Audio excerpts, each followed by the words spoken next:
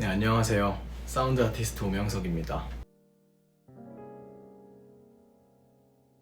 사운드 작업을 하게 된 계기나 일화라고 하면은 고등학교 방송반을 빼놓을 수 없을 것 같아요. 저희 고등학교 방송반이 굉장히 낙후된 시설이었거든요. 제가 졸업한 지 지금 한 거의 7, 8년 돼가는데 아직도 라디오 방송을 하고 있을 겁니다. 그 정도로 낙후돼서 저도 방송반에 동아리를 들어갔을 때 그때도 역시나 음성 시스템이었어요.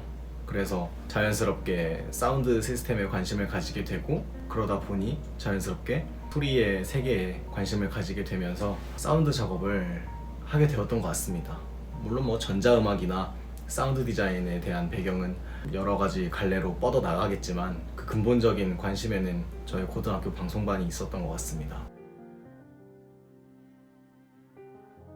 소리 작업에서 매력적이라고 하는 건 아무래도 가장 처음에 현상을 바라보는 그 순간인 것 같아요. 사운드 아티스트라고 스스로 이야기하고 다니면서 작업을 하다 보니 이 세상을 소리의 구성으로 바라보게 되는 그런 부분이 있는 것 같아요. 이거는 저의 존경하는 선생님이 하시는 말씀인데 저 또한 세상을 소리 합성 또는 소리로서 최대한 이해하고자 노력합니다. 저는 그 작업이 가장 재미있고요. 작품의 구상 단계, 기획 단계 그 부분에서 현상을 소리로서 바라볼 때 가장 매력적이라고 생각합니다. 이건 앞서서 소리 작업이 어떤 부분에서 매력이 있는가라고 하는 부분과 연결되는 것 같은데요. 제 작품이나 소리에서 가장 중요한 것 역시 기획 의도라고 생각합니다. 어떠한 기획 의도를 가지고 이 작품이 소리 작업이지만 소리를 내지 않을 수도 있어요. 또는 정말 예상치 못한 노이즈를 발생할 수 있어요. 하지만 그 모든 게 기획 의도에서 정확히 연구되고 그 과정들의 조사가 면밀히 이루어진다면 저는 그 모든 결과물을 책임질 수 있다고 생각합니다. 그래서 역시 제 작업이나 그리고 소리 작업, 제가 다른 선생님들의 작업을 바라볼 때도 중요하게 생각하는 게 그 부분입니다. 기획 단계에서 얼마나 참신한 아이디어를 어떻게 연구하셨는지 또는 저 스스로도 어떻게 연구해 나가는지를 중점적으로 살펴봅니다. 아무래도 해외에서 했던 작업을 빼놓을 수가 없는 것 같아요. 이탈리아에서 했던 작업이나 미국에서 했던 작업이나 그 두 가지 작업이 있는데 그 중에서 이탈리아에서 했던 컨트롤러 앤 드라이버라는 작품이 있습니다. 무용극인데 어떤 무용수와 저 사운드 아티스트와 관객과의 3원 관계에서 예술적 합의를 저하고 무용수가 계속 이루어 나가는 거죠. 그러면서 무용수의 호흡에 그게 음악이 완성될 수도 있고 그리고 저의 음악에 무용수의 움직임이 완성될 수도 있는 그런 새로운 작품을 만들었습니다. 새로운 작업 방식도 고안했고 그 부분으로서는 실제로 저번 학기에 논문도 써서 조금 더 그 논문을 구체화시켜서 해외 학회나 학술지에 낼 수 있도록 노력할 생각입니다. 그 정도로 제 작업에서 가장 기억에 남았고요. 그 앞선 이유 또한 어떠한 새로운 개념을 도출했다라고 할까요? 예술적 합의라는 새로운 개념을 도출해서 도출된 개념으로 작품을 만들었던 부분이 제게 가장 인상 깊지 않았나 싶습니다.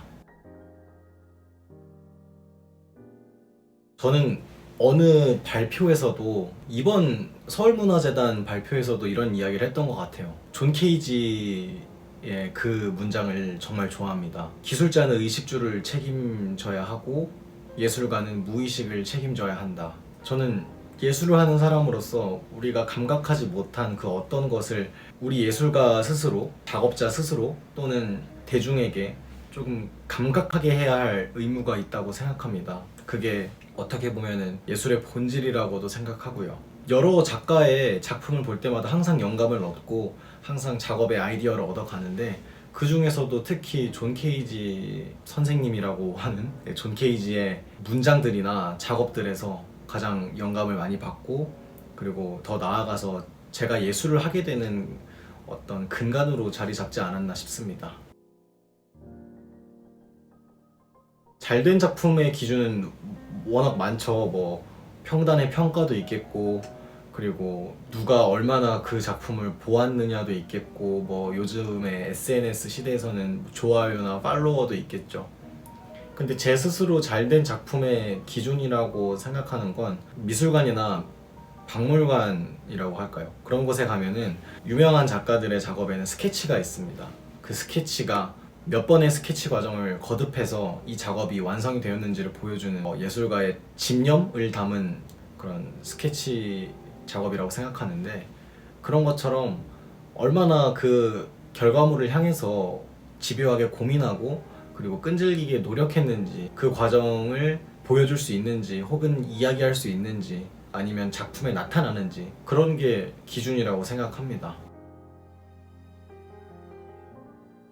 이거 요즘 저의 가장 최대 고민이에요.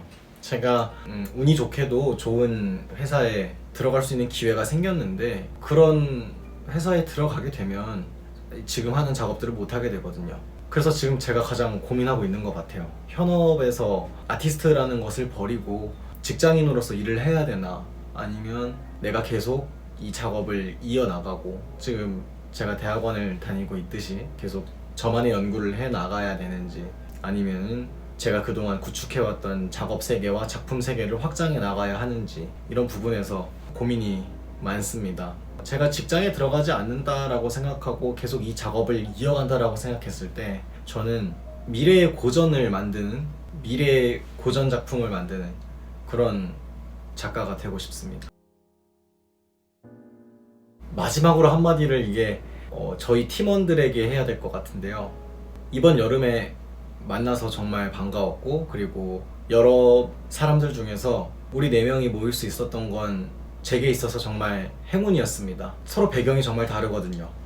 그림 그리는 사람, 연극하는 사람, 저 같은 사운드 아티스트, 전자음악 하는 사람, 그리고 해금하는 친구까지. 서로 배경이 다 다른데 그 4명에서 배경이 다르지만 서로 연관이 없는 영상 작업을 하고 있어요, 저희 지금.